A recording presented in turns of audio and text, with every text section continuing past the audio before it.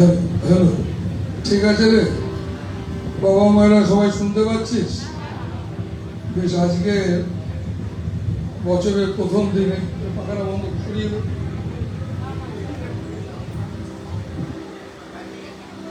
বছরের প্রথম দিন, এই প্রথম দিনে তোমরা সবাই এসেছো এবং ভালো থাকো। আগামী দিন খুব ভালো থাকো। সামনের দিনগুলো তোমাদের সকলের ভালো হোক। তোমরা শারীরিকভাবে ভালো থাকো, মানসিকভাবে ভালো থাকো, সব দিক থেকে ভালো থাকো। আর সেই জন্য দেখো, আজকে যখন চাল নিচ্ছিলাম আর দিচ্ছিলাম, তখন ভাবছিলাম এই একটা এক্সট্রা কাজ করে ফেলেছি। তোমার থেকে নেওয়া এবং দেওয়া, তুমিও ছাড়বে না, বাবা দিতেই হবে। আর আমিও দেখতে পাচ্ছি তো, কিন্তু যদি বলো যে এটা খুব বাজে কাজ, না, ভালো কাজ। মানে এক কথা, লক্ষ্মী মানে একটা মেয়ে, তা না। লক্ষ্মী মানে একটা পবিত্র থেকে পবিত্রতম গুণ, বুঝলে? এই পবিত্রতম গুণ, বছরের প্রথম দিন আজকে তোমাদেরকে আমি সেই পবিত্র গুণ যাতে তোমাদের একদম হাঁড়ি থেকে, ভাত থেকে, হাঁড়িতে বা কোথাও পবিত্র চিন্তা ভাবনা যায়। সেই কারণে এটা একটা হাজার হাজার বছরের এটা একটা সংস্কৃতি, বুঝলে? আর এটা শুরু করেছি কেন? এই কারণে যাতে তোমাদের মধ্যে, তোমাদের প্রত্যেকটা জনের মধ্যে, তোমাদের সংসারের প্রতিটা জনে, প্রতিটা মানুষের মধ্যে যেন একটা পবিত্র সংস্কার, ভালো সংস্কার যাতে গড়ে ওঠে, তার জন্য। ভালো সংস্কার গড়ে না উঠলে কি হয় জানো? আমি তোমাদের যত দেখি আর ভাবি, তোমরা ভালো থাকতে চাইছো, কি করে থাকবে? এত স্বার্থপরতা তোমাদের মধ্যে। কিন্তু তোমাদের এই স্বার্থপরতা দেখে আমি তো পেঁচিয়ে যাচ্ছি না। তুমি আমার সঙ্গে কোনো স্বার্থপরতা করছো, তুমি করতেও পারবে না। এই কারণে পারবে না, আমার সঙ্গে কেন পারবে? দেখো, আমার কোনো হারাবার নেই। ব্যক্তিগতভাবে যদি দেখতে চাও, আমার কোনো হারাবারই নেই। তাহলে কি তুমি আমার সমস্যা করবে? আমার সঙ্গে কোনো তোমায় নয়, স্বার্থপরতার ব্যাপারই না। কিন্তু তোমরা নিজেরা সংসারে, তোমাদের নিজেদের মধ্যে এত কিছু কিছু সময় নিয়ে তোমরা তো বসে আছো আমার সামনে, এটা একটা তোমাদের ছবি, বুঝলে? এই তোমরাই এক এক সময় কেমন হয়ে যাও, রাক্ষসের মতো, ভাল্লুকের মতো, বাঁদরের মতো, না শিব ঠাকুরের মতো, গণেশ তার মতো হবে। তোমরা দেখো, এই তোমাদের এই ভেতরে যে আর একটা ছবি আছে, সেইটা আর একটা তুমি আছো, বুঝলে? সেগুলোকে বলছি। ছোট ছোট বাচ্চা ছেলেপুলেরা, 14, 15, 16 কি 90 বছরের বৃদ্ধ মানুষ, সবার মধ্যে সেই জন্য মন মুখ এক করা, বুঝলে? মন এবং মুখ এক করা খুব একটা সহজ কাজ না।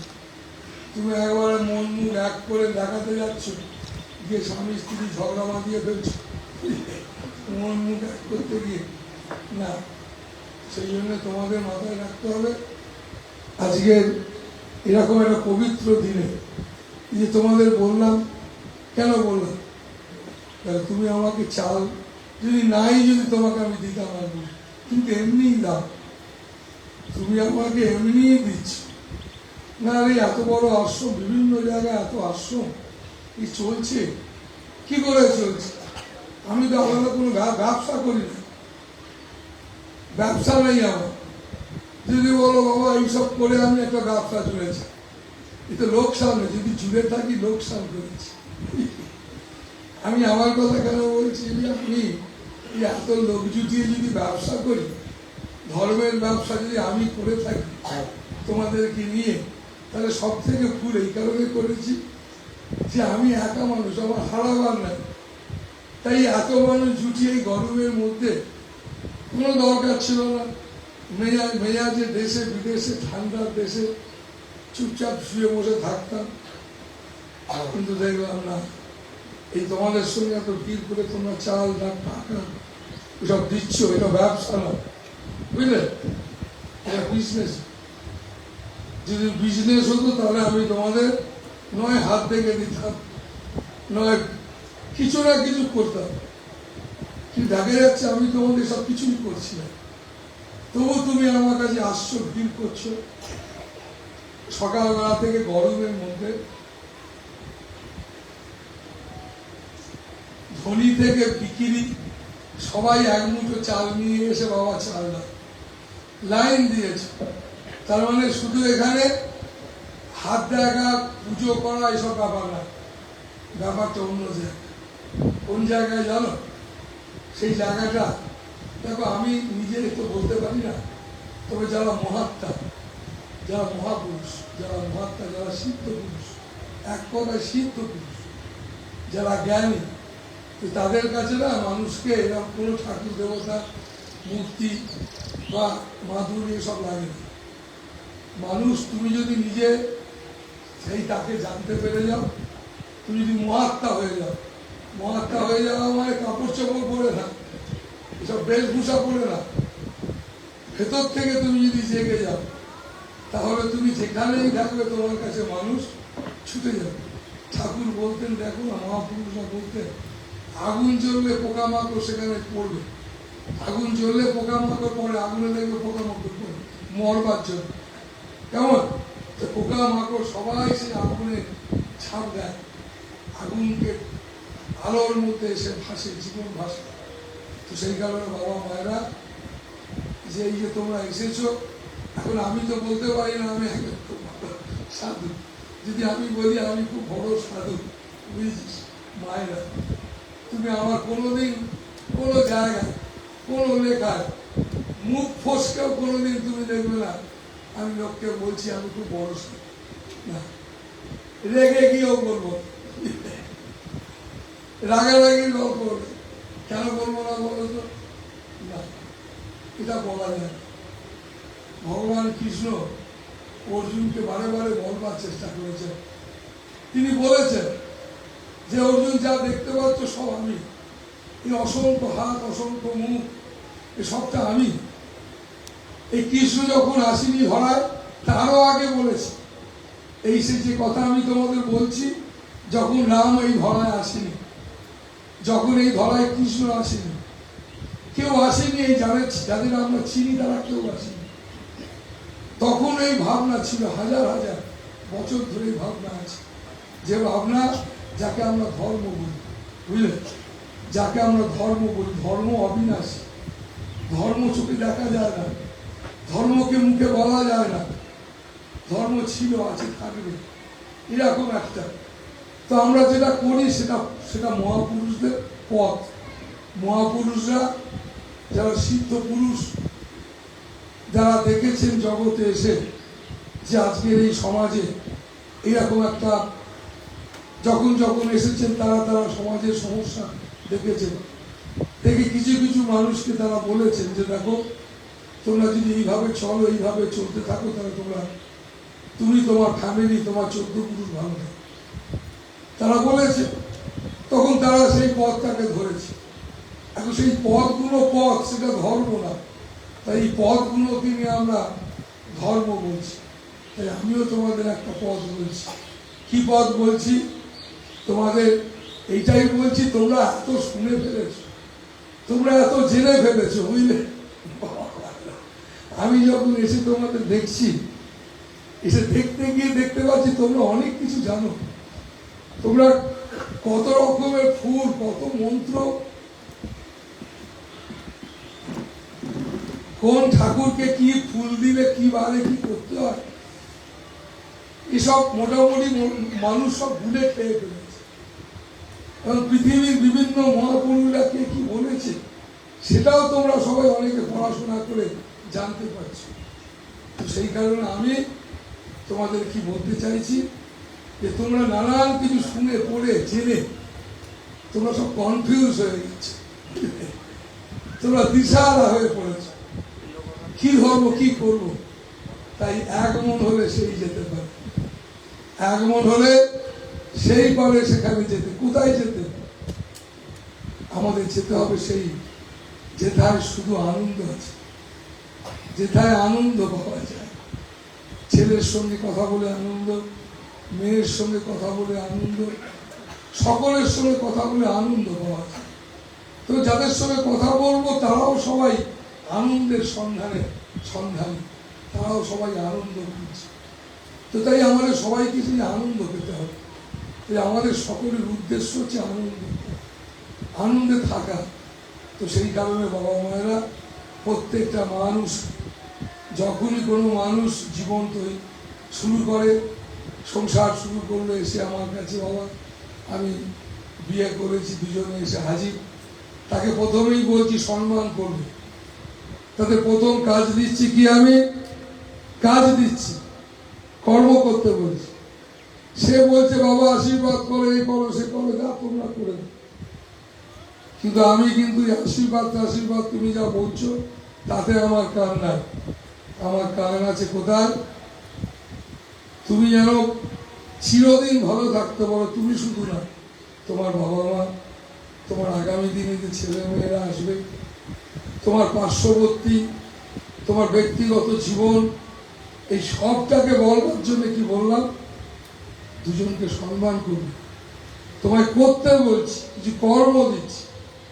এই সম্মান করার কর্ম করতে গেলে তোমাকে তোমার মানসিক যে জায়গাগুলো সম্মান করতে পারো না, যেসব কমতি জায়গা তোমার আছে, প্রতিটা মানুষের আছে, এই কমতি জায়গাগুলো তোমাকে খুব সজাগ হয়ে খুঁজে সেগুলোকে অনেক শক্তিশালী করতে হবে। তার জন্য মানুষ দীক্ষা নেয়, তার জন্য মানুষ দীক্ষা নেয়। তুমি যার কাছেই দীক্ষা নাও, এই আমি কথা বলছি মানে আমার দীক্ষিতদের বলছি তা না, তুমি যার কাছেই দীক্ষা নাও, তিনি যিনিই হন, তিনি তোমার এই কথাই বলেছেন। কি বলেছেন? তিনি বলেছেন যে সম্মান শব্দের ভেতরে ত্যাগ আছে, সম্মান শব্দের ভেতরে প্রেম আছে, সম্মান শব্দের ভেতরে শপথ আছে, গভীর ভালোবাসা আছে। সম্মান শব্দের ভেতরে সংযম আছে, উদারতা আছে। এই এত গুণ তোমার মধ্যে যদি উজ্জীবিত না হয়, তুমি কোনোদিনই ভালো থাকতে পারবে। তাই তোমরা এসবে বিশ্বাস করো না, তোমরা বিশ্বাস করো যেটাকে, সেটা একটা চরম ভ্রম মাত্র। তোমরা ভগবানকে বিশ্বাস করো না। তুমি বলছো গুরু তোমাকে আমি ভীষণ ডাকি, তুমি আদৌ ডাকো না। যদি ডাকতে তাহলে তোমার একটা পরিবর্তন আসবে। তোমার ডাকা উচিত ছিল ডাকে, জানো, যেটা আমি বলতে চাইছি সেটাকে, তুমি সেটাকে গুরুত্ব দিচ্ছ না।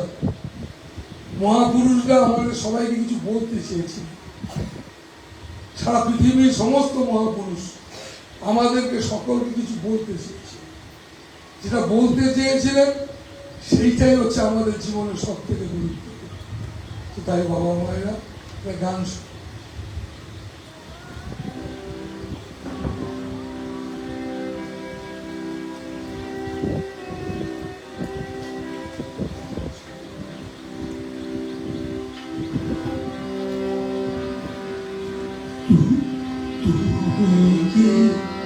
শুধু এলে আমার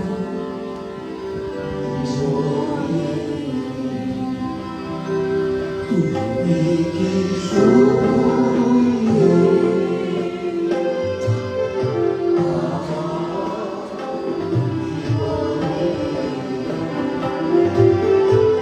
আমি তো তোমায় চাহিনি,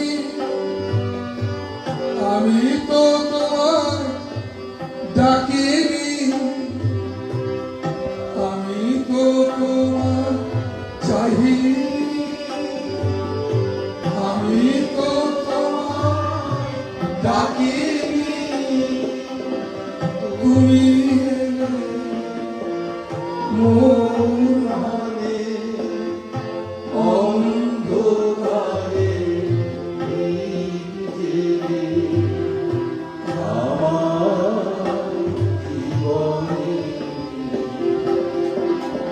তুমি শুধু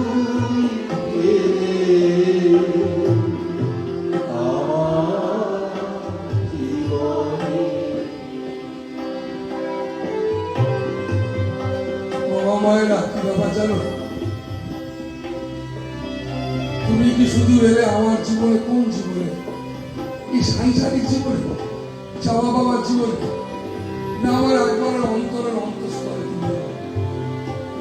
তুমি এরকম বেশে না, তুমি এলে প্রেমের বেশে, তুমি এলে আনন্দের বেশে, তুমি আমার উজ্জীবিত করলে, আমার সকল ভাবনায় চেতনা বর্ষে একটা পবিত্রতা গড়ে উঠবে। তাই বাবা মায়েরা,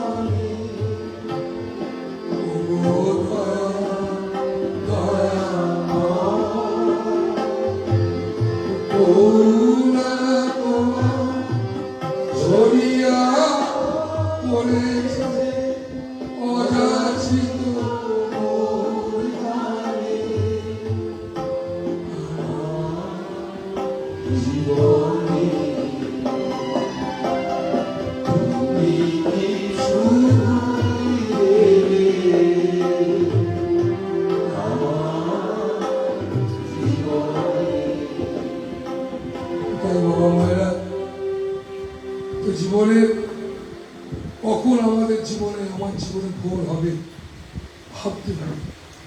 এটা বাচ্চা থেকে ভাবতে হবে। তোমার যে বয়সে শুরু হলো সেখান থেকে ভাবা শুরু করো, আমার জীবনে একটা সকাল হলো। সেই সকালটা শুধু এই জাগতিক চাওয়া পাওয়ার করে না, এটা তোমার থাকবেই। তুমি তুমি যেখানে আছো সেখানে চাওয়া পাওয়া, নিন্দে, হিংসা, এটা তো আছেই, তুমি যেটা নিয়ে আছো। কিন্তু তোমার ভেতরে একটা জায়গায় জানো, একটু একটু করে জন্মার ইচ্ছা যে আমি এই চাওয়া পাওয়া, এই সংকীর্ণতা, এর বাইরে বেরোতে চাই। এরকম একটা ইচ্ছা তোমার ভেতরে জাগুক। এই ইচ্ছাটা জাগা মানে তুমি সত্যিকারের সেই আসল, যেটাকে বলা আসল ভালো থাকা, তুমি সেদিকেই এগোচ্ছ। জানবে তুমি একটা তুফানের ওপর দিয়ে চলেছ, যেমন সমুদ্রের বারে বারে আসলে পরে ঢেউ, এই বাচ্চা থেকে এরকম ভাবে তুমি আমি সবাই এরকম ঢেউয়ের মধ্যে চলেছি। এই ঢেউয়ের মধ্যে টিকে থাকতে হবে। টিকে থাকতে কখনই পারবে জানো, যখন তুমি ওই ডিঙিটা, যে ডিঙিটা ওই ঢেউয়ের ওপরে ভাসে, সমুদ্র ধারে যাবে গিয়ে ছোট ছোট ডিঙিতে ভাসে। এইরকমই গুরুর ডিঙিতে উঠতে হবে। গুরু মানে গুরুময় একটা আদর্শ, একটা পথ। সেই পথের ডিঙিতে চড়ে তোমার প্রতিনিয়ত সেখানে ভাসতে হবে। ভাসতে ভাসতে ভাসতে ভাসতে মিশতে হবে, সেই জীবনকে মেশাতে হবে একটা গুরুময় জীবন। তো তাই বাবা মায়েরা, আজ ভীষণ পবিত্র দিন, ভীষণভাবে শপথ না। দেখো অনেক গল্প, অনেক ঘটনা তোমায় বলতেই থাকি। এখানে অনেক মানুষ হয়তো তোমাকে, তোমরা যারা আমাকে আজকে প্রথম দেখছো, তারা হয়তো ভাববে কি বলেন, সাধু বাবার কি কোনো শক্তি আছে? এত মানুষ, এটাই তো সাধারণ মানুষ মানুষকে প্রশ্ন করে। তোমাকে যদি জিজ্ঞেস করে তুমি আজ কতদিন আসছো ভাই, না 20 বছর, কি পেলে তুমি? তুমি দেখবে এত কথা তাকে বলবে। আর যেগুলো বলবে ম্যাক্সিমামটাই আধ্যাত্মিক কথা না। যেটা আমি তোমায় বলতে চাইছি সেটা না। এটাই তোমার কাছে একটা চরম ভুল করে ফেলেছো। এই ভুলটা তুমি ভাবছো আমি আমার ছেলে মেয়েকে গুরুদেব তোমার চরণে দিলাম, তুমি দিতে পারলে? কি ব্যাপার জানো তোমাদের? সে একটা লোহা নিয়ে গিয়ে কামার সারায়, কামারকে প্রতিদিন ডাকাতে নিয়ে যাচ্ছ, ডাকলো ভাই এই লোহাটা দিয়ে কাটারি করা যাবে কিনা, বাড়ির জঙ্গল কাটবো, বুঝলে? তুমি তাকে নিয়ে যাচ্ছ ব্যাগে করে, সে বলছে হবে দাও, আর সে তুমি দাও বলতেছে, নিয়ে আবার বাড়ি ফিরে আসছো, তুমি তাকে আর দিচ্ছ না। তো তাই তুমি ভালো থাকতে গেলে একটু একটু করে দেওয়ার চেষ্টা করো। একটু কি দিতে পারবে তুমি? তোমার তোমার তোমার ভালোবাসাটা তুমি একটু করে অভ্যস্ত হতে থাকো। এই আশ্রমে আসা অভ্যস্ত করো। আশ্রমে কেন আসবে? গুরুদেব এলে আসবে না, এই কারণে আশ্রমে আসবে, মাথায় রাখবে। আশ্রম মানে একটা স্কুল, এইটা একটা স্কুল। এখানে শুধু তুমি যদি ভাবো যে গুরুদেব কালকে তো বসবেন বলে যে চলো আমি আমার মেয়ে জামাইকে নিয়ে আসবো, আমার মেয়ের মাথাটা ঘুরছে, দেখিয়ে নিয়ে আমি কিন্তু কালকে এই কারণে বসবো না, আমি এই কারণে কোনোদিনই বসি, এতে আমি অভ্যস্ত না। আমি একদম এই কারণে কারোর হাতও দেখি না, মাজাও দেখি না। তোমাকে প্রথম মাথায় রাখতে হবে, এই যে সমস্ত ভাবনা নিয়ে সকালবেলা গুরুদেব বসবে বলেছে চ মেয়ের মাজা দেখিয়ে আনি বা আমার কোমরে ব্যথা করছে দেখিয়ে আনি, এই কাজ করার জন্য আমি কোনোদিন সময় দিই না, আমি কোনোদিনই দিই। আমি বসি মাঝে মাঝে, কেন বলো তো, যাতে করে তোমার মধ্যে একটা ভববন্ধন থেকে মুক্তির রাস্তা তুমি পাও। আর যেগুলো এইসব কোমরে ব্যথা, মাজায় ব্যথা, এর জন্য প্রচুর লোক আছে, এর জন্য আমার সময় নষ্ট করো না, এটা আমি করি না, করো তোমরাও করো না। আর যদি তোমার কোনোদিন এসে মনে হয় যে দেবানন্দ বাবার কাছে গেছিলাম, কালকেই একজন বলছিল বাবা আমার কাছে এসেছিলাম, আপনি আমায় বলেছেন কিন্তু হলো না, আমি আমায় বলেছিলেন লটারি পাবে, বুঝলি, লটারি পাবে বাবা, লটারি পাবো কিনা বলে, হ্যাঁ পাবি যা। তা আপনি বলেছিলেন হলো না, দেখ মনে করে নে যে সারা ডিস্টার্ব করছি কি, তার জন্য তোকে বলেছি, কি আর ঝামেলা করছি সামনে এসে তার জন্য বলেছি, এটা আমার কাজ না। যদি বলে থাকি, যদি তোকে কিছু বলে থাকি, মনে কর হয়ে গেছে, জেনে রেখে দিবি, এটার জন্য তুই আলাদা করে দেবানন্দ বাবাকে মানবি, তা না, তাহলে ক্ষতি হবে। এটা ক্ষতি কার হবে না, তোর এই কারণে হবে যে তুমি মহাত্মাকে কোনোদিন ভালোবাসতে পারবে না, গুরুকে ভালোবাসতে পারলে কাকে জানো, ওই গুরুর কাছে গিয়ে হয়তো কিছু একটা তোমার জাগতিক কিছু একটা ভালো হয়েছে, এই জাগতিক ভালো হওয়ার জন্য তুমি তাকে ভালোবেসে করেছো, কিন্তু যেটা তোমার ভালো হয়েছিল সেটা সেটা মিথ্যে, সেটা সত্য না, সেটা থাকবে না, সেটা চিরদিনের সত্য না, একমাত্র গুরুই সত্য। তাই আমি আমার ঈশ্বর, আমার ভগবান গুরু, আমার কেউ যদি তোমায় জিজ্ঞেস করে তোমার গুরুদেবের ঈশ্বরকে, বলবে গুরু। কেন বলো তো? এইটাই তো সত্যি, এইটাই তো হাজার হাজার বছর ধরে হয়ে আসছে। যখন বেদ বই ছিল না, কিছুই ছিল না, তখন ছিল গুরু। গুরু মানে যিনি অবিনাশী, যিনি ছিলেন, আছেন, থাকবেন। তো সেই জন্য তো তোমাদের বলছি, তুমি দেবানন্দ এসে বলছে আচ্ছা আমি এই গুরুদেবের সম্বন্ধে কিছু বলি, সারা গুরুদেবের সম্বন্ধে তুই কি বলবি? খাপা, আমাকে যদি কেউ জিজ্ঞেস করে বাবা আপনি গুরুদেবের সম্বন্ধে বলেন তো কিছু, আমি বলতে পারবো। কেন বলতে পারবো না? ব্যক্তি সম্বন্ধে বলা যেতে পারে। গুরু মানে যিনি অসীম অনন্ত, তার পদ তোমায় বলতে পারে। এই এত কথা বলছি, তার পদ বলছি। গুরুকে কি বলবো? আমি যদি বিষয়ী হতাম, আমার যদি আমার ছেলে মেয়ে লোক ছেড়ে যেত, তাহলে আমি চেঁচিয়ে অনেক লোককে বলতে দিলে আমি দান করি। আমি যদি এইসব নিয়ে বই লিখতাম, আজকে বোধ হয় 100টা বই হতো মোটামুটি। এই 35 বছরে 100টা মোটা বই। অবাক হবে, আমি বিভিন্ন জায়গায় তো যাই, দেশে বিদেশে ঘুরি, যেহেতু আমি লোককে বলি, সত্যি বলছিও তোমাদের, তুই যেখানে যাই ঘুরছি দেখতে পাচ্ছি বহু মানুষ। এই যে সেদিনকে আগরতলায় গিয়ে যার বাড়িতে গিয়ে সন্ধ্যেবেলা আমি বসেছিলাম কি দেখছি প্রচুর মানুষ এখানে এসেছে, কেমন ছিল, এক বেলা ছেলে মেয়েরা আমাকে ধরেছে, বলছে বাবা আমার কাছে আমি গিয়েছিলাম,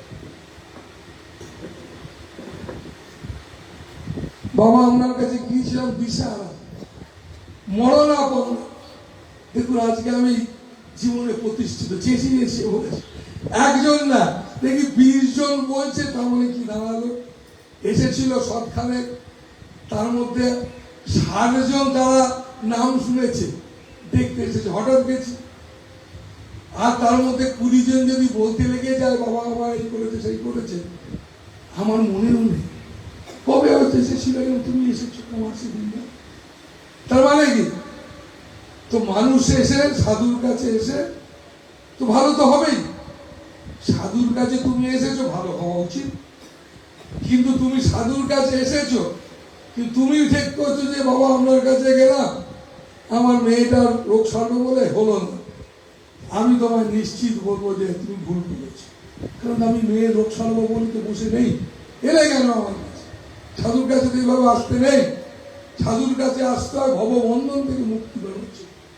কি করে আমার মন, আমার প্রাণ, আমি আমার স্বামীকে, আমার স্ত্রীকে সম্মান করতে পারি, কি করে আমার ছেলেকে, আমার মেয়েকে সুন্দর করে করতে পারি, জীবন কি করে ধন্য করতে পারি, তার জন্য, এই জন্য তো সাধুর কাছে আসতে হয়। আর সত্যিকার কথা বলতে গেলে কি, যারা এই কর্মার জন্য সাধুর কাছে আসে তাদের সবটাই ভালো হয়, তাদের সবটাই ভালো হয়। আর যারা সাধুর কাছে আসে শুধু রোগ সারাতে, রোগ সারবে কিনা বলতে পারবে, কিন্তু তার জীবনের কষ্টটা রয়েই গেল। রয়েই গেল কেন না, এই কারণে গেল, কি ব্যাপার জানো, আমি তোমায় এক গ্লাস জল তুলে দিতে পারি, এই জলটা ঘিরতে তো তোমাকেই হবে। তুমি যদি ঘেটবার মতো উপযুক্ত না হও, আমি তুলে দিতে তো হবে না, তুমি আমার কাছে ঘুরলেই বা হবে কি। তো যাই হোক বাবা মায়েরা, তোমাদের এই কথাগুলো বললাম। আর তোমাদের বলি, যার যে বছরের প্রথম দিন ভীষণভাবে মনে প্রার্থনা করবে, ভেতর থেকে একটু ইচ্ছা রাখবে যে প্রভু আমি কিছু জানি না, আমার সকল অজ্ঞতা এই সমস্ত কিছু কাটিয়ে দাও, আমি যেন আমার সকল অজ্ঞতাকে কাটিয়ে উঠতে পারি, কাটিয়ে উঠে আমি যেন আমার মানসিক কথাকে অনেক শক্তিশালী করি, অনেক বিচক্ষণ করি এবং অনেক সরল করি। যে মানুষ সরল সে মানুষ ভীষণ বিচক্ষণ। চালাক কাকে বলে জানো? সত্যিকারের চালাক যে মানুষ সত্যিকারের সরল, সে মানুষ বীর। আমরা সরল নই, সরল শিশুর মতো সরল নই, তার জন্যই তো আমরা এত ঠকাতে যাই না। তো সেই কারণে বাবা মায়েরা, সরল তো সেই যিনি ঈশ্বর, শিশুর মতো।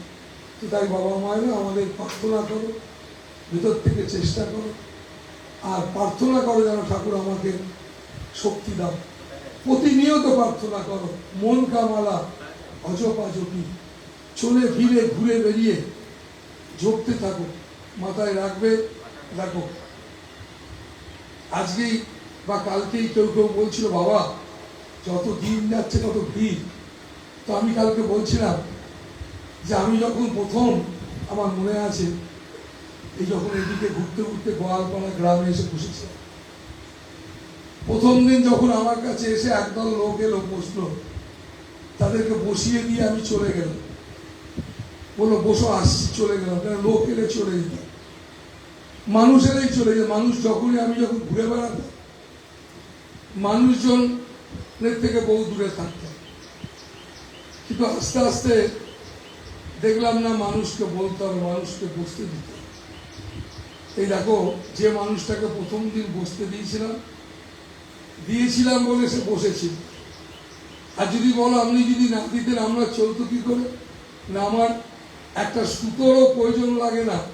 একটা মানুষ ভালো থাকতে গেলে, আনন্দে থাকতে গেলে তার একটা সুতোরও প্রয়োজন লাগে। এটা আমি বাচ্চা থেকে বিশ্বাস, আমি এইরকম আদর্শে বিশ্বাস। একটা মানুষ জীবন সুন্দর করে ভালো থাকতে গেলে একটা সুতোরও প্রয়োজন লাগে, এটা আমি বিশ্বাসী। এবং শুধু বিশ্বাসী না, আমি আমার জীবন এইভাবে কয়েক বছর কাটিয়েছি পয়সা ছাড়া, মানে জগতের কিছু প্রয়োজন নেই এরকম ভাবে। তো তাই পরমাত্মা এই জগৎটাকে সুন্দর করে করেছে, যেহেতু এতে বিশ্বাসী, তার জন্য আমি চাইতাম না যখন আমি তাকে বসতে দিলাম প্রয়োজন আছে। তাই আমি সবসময় মনে করি, প্রথম দিন যাকে আমি বসতে দিলাম, বসো ভাই, তাকেও যখন দিয়েছিলাম, আজকে অনেক ভিড়, তোমাকেও দিচ্ছি। কেউ যদি বলে মহারাজ আগে অনেক ফাঁকা ছিল, ভালো ছিলাম, ভুল বলছি। আমি তোমায় বসতে দেখেছিলাম, তোমার কাছে আমি এসেছিলাম, তুমি বলবে আমার কাছে এসেছিলাম জানি না, আমি তোমার কাছে এটা একবারে নিশ্চয়। যদি বলো কেন, এইটাই তো কাজ। যার কোনো হারাবার নেই সে কেন এখানে সেখানে ঘুরে বেড়ায়, তার যেখানে প্রাণ চাই থাকবে। কিন্তু না, তোমার কাছে এসেছি কেন তোমায় বলতে, এ বাবা মায়েরা খুব আনন্দে থাকো, ভালো থাকো। এই প্রার্থনাটা সবাই মিলে গাইব। আর এই প্রার্থনা তোমাদের জীবনে আজকের দিনের, বছরের প্রথম দিনের এরকম একটা প্রার্থনা তোমার জীবনে সকল সময় সাথী হোক। তুমি যারই দীক্ষিত জানবে তোমার গুরুদেব তোমায় এটা বলছে। গুরু মানে ঈশ্বর। গুরুকে জিজ্ঞেস করবে, গুরুদেব পরম ব্রহ্ম, তোমরা পড়নি? গুরুদেব পরম, গুরু মানে ব্রহ্ম, ব্রহ্ম মানে যিনি বিকশিত, যিনি ছিলেন, আছেন, থাকবেন, অবিনাশী, যিনি একটা ব্যক্তি না, আবার তিনি শব্দ না, অক্ষর না, তিনি কিচ্ছু না, সকল কিছু, তিনি কিছু না আবার সবটাই, তিনি হচ্ছে সেই পরমাত্মা। বাবা মায়েরা চলো সবাই মিলে একটা প্রার্থনা করি।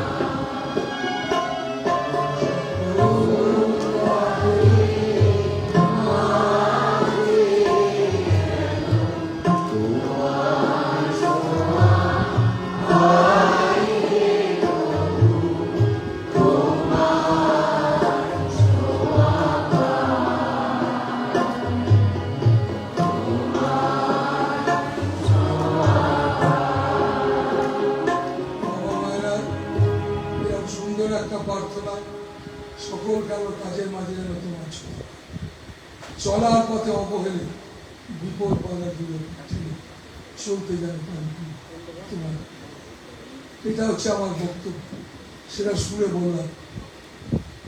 চলার পথে অবহেলে বিপদ বাধা, অবহেলের কথা কেন?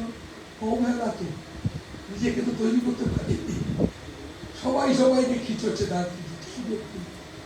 শুধু অবহেলা। সবাই আমি তোমায় করি, তুমি আমায় করছো, নিজের একটা ম্যাচ, কে কাকে করতে পারে, বুঝলে? এইভাবে কিভাবে চলা যায় বলো তো? কি আশ্চর্য, কিরম পরিস্থিতি, কিরম একটা মানসিক কাঠামো আমাদের। পরকে দোষ দেবো কি? যদি নিজেকেই ভাবতে যাই, ও কি আশ্চর্য, কিভাবে নিজেকে গড়েছি। তো যাই হোক, বাবা মারা ভালো থাকো। দেখো আমি ছোটবেলা থেকে ঘর ছাড়া, কিন্তু আশ্চর্য দেখো, বছর 12 আমার মা এই আশ্রমে থাকে। মা বলল যে বাবা আমি এই আশ্রমে থাকতে চাই। তো তো মাকে বললাম, মা তোমার আশ্রম তুমি তো থাকবে, থেকে গেল। আজকে মায়ের শরীর অসুস্থ, নাহলে পয়লা বৈশাখ এই কথা বলতে বলতে হঠাৎ মনে পড়ে গেল পয়লা বৈশাখ প্রতি বছর মা সবাই তোমার তাকে প্রণাম করো, যাও, তাই না? আর মা আনন্দ পায়। নার্সিংহোমে পড়ে আছে, অসুস্থ মানুষ, বয়স্ক মানুষ। মনে পড়ে গেল কেন বলো তো? আগে হয়তো মনে পড়তো না, 12 বছর আগে হয়তো মনে পড়তো না, কিন্তু 12 বছর পরে যখন থেকে মা থাকতে লাগে, তার কিছুদিন পর থেকেই এই সকালবেলা বা সন্ধ্যেবেলা যখন হোক একবার প্রণাম করা, কোথাও গেলে একবার একবার মায়ের কাছে গিয়ে, মা আমি যাচ্ছি বাইরে 2 দিন 3 দিন 4 দিন, প্রণাম জানানো। প্রতিদিনের একটা অভ্যাস, এটা আগে চলে গেছে, ছোটবেলায় ছিল। ছোটবেলায় মায়ের কাছ থেকে শিখেছি, মায়ের কাছ থেকে শিখেছি যে বাবা মাকে প্রণাম করতে হয়। মাতৃজাতিকে অসম্মান করা মানে নিজের মাকে করা, এটা বিশাল বড় কথা। ছোটবেলা থেকে শিখেছি, সংস্কার। তো দেখো সেই মা শুয়ে আছে, কিন্তু দেখো কেন বলছি বলো তো? অবাক লাগছে আমার যে মায়ের কাছে গিয়ে কালকে দাঁড়িয়েছি, বলছে বাবা সব মায়া, ছেলে মেয়ে সংসার জন্ম মৃত্যু, আদৌ কেউ মরছে না, আদৌ কেউ জন্মাচ্ছে না, বুঝলে? এসব কেন একটা মায়া, এটা কেন এটা হচ্ছে, মরছে না, জন্মাচ্ছে না, কেউ মরে না, কেউ জন্মায় না, এবং এই সমস্ত মায়া, সমস্তটাই মায়া। ছেলে মেয়ে তুমি আমি যা দেখছি সব মায়া। এটা বলতে পারছে শুনে আমি খুব খুশি হচ্ছে এই কারণে, এই বয়সে ম্যাক্সিমাম মানুষ আমার নাতি, আমার জমি, আমার, এটা মা বলছে না কেন? ওই বাচ্চা বয়স থেকে জব ধ্যান করে, ওই বাচ্চা বয়স থেকে গুরু অন্তপ্রাণ, গুরুর পথ, গুরু এইভাবে চলতে বলছে, বিশ্বাসকে ধরে রাখা। সব চলে যাক যাক, কিন্তু আমার এই পথটাকে ছাড়া চলবে না, কারণ সব তো চলে যাবেই, পথটা ছাড়ি কি করে? তাকে ধরে রাখার জন্য কি হয়েছে আমি দেখছি মৃত্যুর দিনেও, দেখো মানে মানে মানে বৃদ্ধ মানুষ যখন খুশি চলে যাবে, শরীর থাকবে যাবেই, কিন্তু আশ্চর্য অবাক ব্যাপার, কোনো নাতি পুতি অমুক তমুক কিচ্ছু নাই, শুধু কি আছে না গুরু নাম স্মরণ করছি বাবা, আর ওই সব মায়া, সমস্ত রক্ত, তার কিচ্ছু ভালো লাগে, সমস্ত মায়া, জন্ম মৃত্যু বলে কিচ্ছু নেই, সবই অন্ধকার, আলো নয়। মানে বলে মজা, আমি এই কথাই তো বলি, আলো নয়, অন্ধকার নাই। তো কিরম সুন্দর মা বলছে, তো আমার ভালো লাগলো, তার জন্য তোমাদের বললাম। আমি আমার গর্ভধারিণী মা বলে বলছি তা না, এটা কিন্তু তা না, তার জন্য বলছি তা না।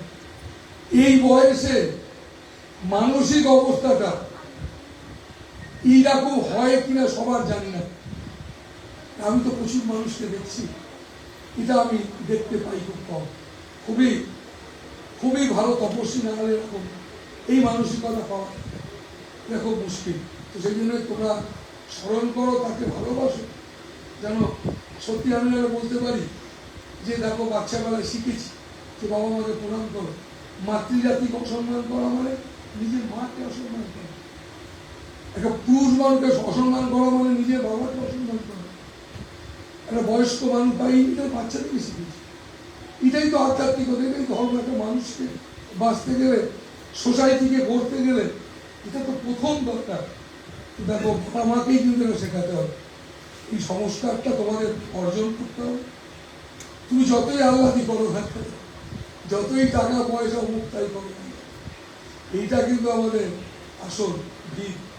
সম্মান, ভালো থাকো, প্রার্থনা করো যেন আমরা পাই। হরিওম।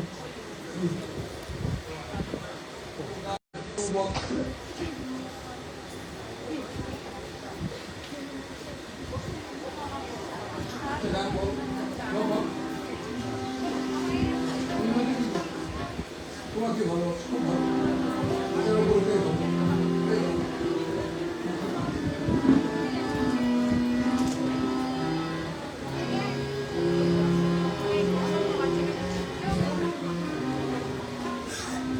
আর একটা গান শুনি, বুঝলে? একটা গান শুনি, বলছে না হলে হবে না।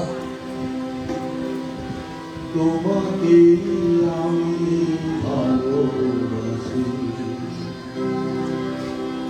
তোমাকে আমি ভালো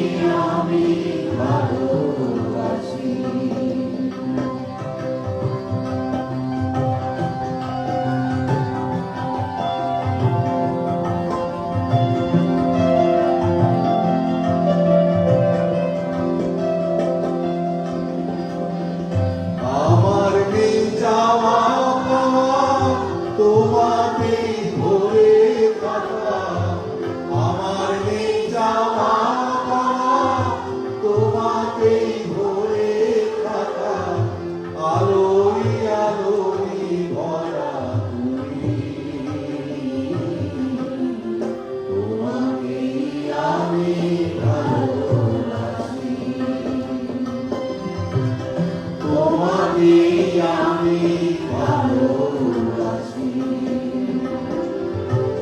তোমাকে মিশে যেতে মন কেন করে সদা তোমাকে মিশে যেতে মন কেন করে সদা তোমাকেই আমি ভালোবাসি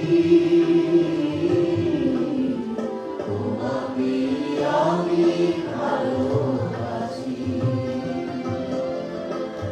তোমাকে আমি ভালোবাসি তোমাকে আমি ভালোবাসি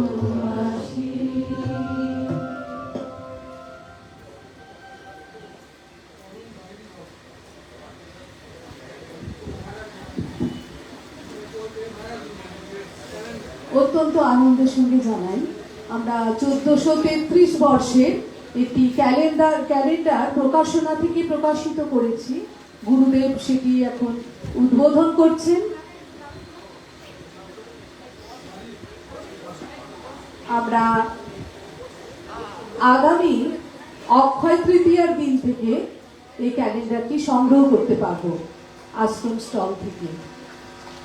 1433 বঙ্গাব্দের ক্যালেন্ডার।